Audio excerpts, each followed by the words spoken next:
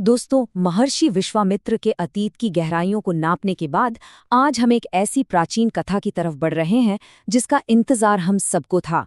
गंगा का अवतरण और राजा सगर के वंश का रहस्य। तो बिना कोई देरी किए सीधे इस अद्भुत पौराणिक सफर में गोता लगाते हैं और देखते हैं कि विश्वामित्र की ये यात्रा हमें किस हैरान कर देने वाले सच तक ले जाती है। अब देखिए, इस पूरी गाथा की शुरुआत होती है एक बहुत ही गहरे और दिलचस्प सवाल से। जब भगवान राम और महर्षि विश्वामित्र नदी के किनारे टहल रहे थे तो राम ने एक ऐसा सवाल पूछा जो शायद हम सबके मन में कभी न कभी आता है। हम सब जानते हैं कि गंगा में अस्थि विसर्जन करने की एक बहुत पुरानी परंपरा है और माना जाता है कि जिसकी भी अस्थियां गंगा में विसर्जित हो गईं उसे सीधे स्वर्ग मिल जाता है। लेकिन क्या कभी सोचा है कि ऐसा क्यों है? आखिर इसके पीछे का रहस्य क्या है? इसी एक सवाल के जवाब में पूरी की पूरी गाथा छिपी है। कहानी के अतीत में जाने से पहले जरा इनकी वर्तमान यात्रा पर नजर डालते हैं। राम और विश्वामित्र श्रोणभद्र नाम की एक बेहद खूबसूरत और पवित्र नदी के पास खड़े थे। राम पूछते हैं कि भाई, इसे पार कैसे किया जाए?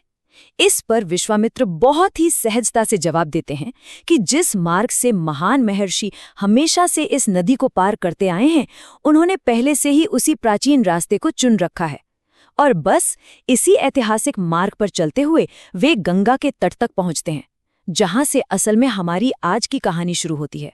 गंगा के पृथ्वी पर आने का वो रहस्य समझने के लिए हमें समय के पहिए को थोड़ा पीछे घुमाना होगा। चलिए सीधे प्राचीन अयोध्या चलते हैं। इस पूरी घटना के केंद्र में है राजा सगर, एक बेहद प्रतापी और मशहूर राजा। लेकिन इतने बड़े साम्राज्य के बावजूद उनके जीवन में एक बहुत बड़ा खालीपन था। उनका कोई पुत्र नहीं था। और सोचिए, इतने विशाल साम्राज्य का कोई उत्तराधिकारी ना होना, ये कोई छोटी बात नहीं थी। इसी एक संकट ने इस पूरी महाकाव्य जैसी घटना की नींव रखी। अब यहाँ रानियों की बात करते हैं। राजा की दो रानियां थीं, रानी केसनी और रानी सुमति। इसमें जो सबसे दिलचस्प बात है ना, वो है रानी सुमति की वंशावली। जरा ध्यान दीजिएगा। सुमति महर्षि कश्यप की पुत्री और साक्षात गरुड़ की बहन थीं। गरुड़ जैसे बेहद शक्तिशाली और दिव्य व्यक्तित्व से जुड़ा होना ये कोई मामूली बात नहीं है। सुमति का ये शक्तिशाली कनेक्शन इस कहानी में आगे चलकर एक बहुत बड़ा रोल प्ले करने वाला है।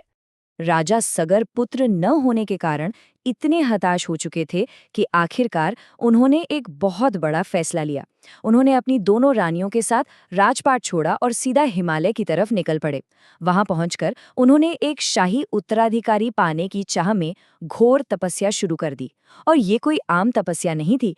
इसका तेज इतना ज्यादा था कि इसने देवताओं और महान ऋषियों तक का ध्यान अपनी ओर खींच लिया। और फिर आता है इस कहानी का सबसे बड़ा टर्निंग पॉइंट। महर्षि भृगु उनकी तपस्या से प्रसन्न तो हुए, लेकिन उन्होंने एक ऐसा अजीब और गरीब वरदान दिया जिसे सुनकर कोई भी हैरान रह जाए। महर्षि ने एक शर्त रखी। उन्होंने कहा कि एक पत्नी को सिर्फ एक ही पुत्र मिलेगा जो पूरे वंश को आगे बढ़ाएगा, जबकि दूसरी पत्नी को, ध्यान से सुनिए, पूरे 60,000, जी हाँ 60,000 बेहद उत्साही और यशस्वी पुत्र मिलेंगे। मतलब क्या गजब का चुनाव था ये। इसी एक चुनाव ने आगे का पूरा भविष्य तय कर दिया। चलिए देखते हैं कि रानियों ने आखिर क्या चुना। बड़ी रानी केशिनी ने उस एक अकेले पुत्र को चुना जो राजा सगर के वंश का नाम आगे ले जाने वाला था। और दूसरी तरफ गरुड़ की बहन रानी सुमति ने उन 60,000 पुत्रों का वरदान स्वीकार कर लिया। मतलब जरा तुलना करके देखिए, एक तरफ महज एक उत्तराधिकारी और दूसरी तरफ एक पूरे की पूरी खड़ी सेना के बराबर पुत्र। समय बीता और वरदान अपना असर दिखाने लगा। बड़ी रानी केशिनी ने एक पुत्र को जन्म दिया जिसका नाम रखा गया असमंज। यही वो सबसे बड़ा बेटा था जिसे राजा सगर की गद्दी और शाही वंशावली को आगे बढ़ाने की जिम्मेदारी मिलने वाली थी। लेकिन जैसा कि हम अक्सर देखते हैं, कभी कभी जिसे हम सबसे योग्य मान बैठते हैं वही सबसे बड़ी मुसीबत बन जाता है। अब आते हैं रानी सुमति के वरदान पर। और यहाँ जो हुआ ना, वो प्राचीन ग्रंथों में दर्ज सबसे यथार्थवादी और बिल्कुल किसी साइंस फिक्शन जैसी इनक्यूबेशन प्रक्रिया लगती है। रानी सुमति ने किसी सामान्य बच्चे को जन्म नहीं दिया, बल्कि एक लौकी या तुम्बी के आकार के बड़े से गर्भपिंड को जन्म दिया। जब उस पिंड को फोड़ा गया तो उसमें से पूरे 60,000 बालक निकले।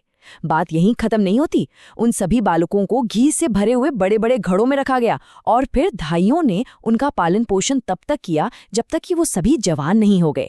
है ना बिल्कुल हैरान कर देने वाली बात। मतलब इस जन्म का स्केल जरा इमेजिन कीजिए। 60 नहीं, 600 नहीं, पूरे 60,000 पुत्र, 60,000 भाई एक ही समय पर, एक ही राज्य में, एक साथ बड़े हो रहे हैं।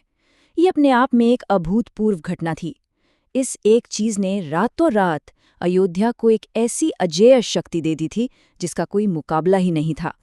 लेकिन सिक्के का दूसरा पहलू बहुत ही डरावना था। एक तरफ 60,000 पुत्रों की अथाह शक्ति थी, तो दूसरी तरफ अयोध्या का होने वाला राजा, सबसे बड़ा राजकुमार असमंज, उसका बर्ताव बेहद परेशान करने वाला था। जिस अकेले पुत्र पर पूरे राज्य की उम्मीदें टिकी थीं, वो असल में बेहद क्रूर स्वभाव का था। ग्रंथों में जो लिखा है वो सच में रोंगटे खड़े कर देता है। वो क्या करता था कि नगर के छोटे छोटे मासूम बच्चों को पकड़ लेता, उन्हें ले जाकर सरयू नदी के गहरे पानी में फेंक देता, और जब वो बच्चे डूबने लगते तो वो किनारे पर खड़ा होकर बस जोर जोर से हंसता रहता था। ये किसी भावी राजा के नहीं, बल्कि एक बेहद खौफनाक और अंधकार से भरे इंसान के लक्षण थे। तो अब यहाँ आकर सबसे बड़ा सवाल ये खड़ा होता है कि एक क्रूर और दुष्ट राजकुमार की इस भयानक कहानी का उस पवित्र गंगा नदी से क्या लेना देना है? वही गंगा जिसके बारे में भगवान राम ने शुरुआत में पूछा था। असमंज की ये खौफनाक कृत्य और उन 60,000 भाइयों का भविष्य आपस में ऐसे कैसे टकराते हैं कि स्वर्ग से गंगा को मजबूर होकर पृथ्वी पर उतरना पड़ा? और ये सब कुछ आखिरकार अस्थि विसर्जन की उस महान परंपरा से कैसे जुड़ता है? यही वो गहरा रहस्य है जो इस पूरी कथा को इतना रोमांचक बनाता है। क्या ये महज कोई संयोग था या फिर नियति का कोई बहुत बड़ा खेल? सोचने वाली बात है, क्योंकि ठीक यहीं से हमारी ये प्राचीन कथा एक बहुत ही निर्णायक और बड़ा मोड़ लेती है।